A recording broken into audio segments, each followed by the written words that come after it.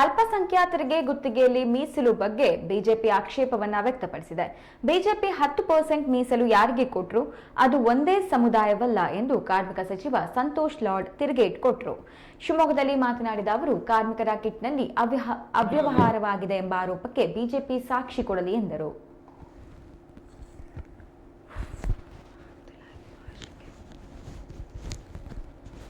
ಕೊಟ್ರಲ್ಲ ಅದರ ಬಗ್ಗೆ ಚರ್ಚೆ ಮಾಡ್ತಾರಾ?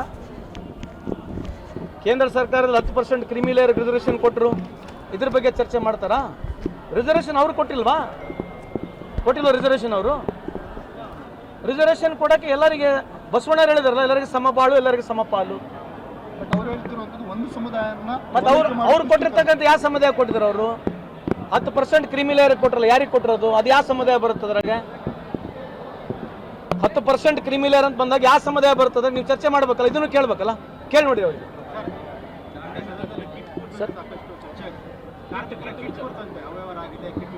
ಅದೇ ರೀ, ಈಗ ಅವ್ರು ಹೇಳ್ತಕ್ಕಂಥದ್ದು ವಾದ ಏನಿದೆ, ಅವರು ಒಂದು ಕಂಪ್ನಿ ಹೆಸರು ಹೇಳಿದ್ದಾರೆ, ಆ ಕಂಪ್ನಿಗೆ ಟೆಂಡರ್ ಸಿಕ್ಕಿಲ್ಲ.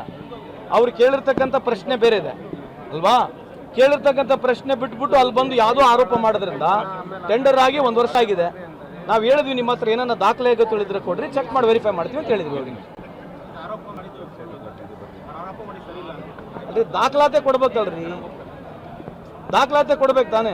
ದಾಖಲಾತಿ ಕೊಟ್ಟರೆ ವೆರಿಫೈ ಮಾಡಿ ಹೇಳ್ಬೋದು ಸರಿ ಇದೆಯೋ ತಪ್ಪಿದೆ ಅಂತೇಳಿ. ಸರ್ ಸಂಬಂಧಿಸಿದ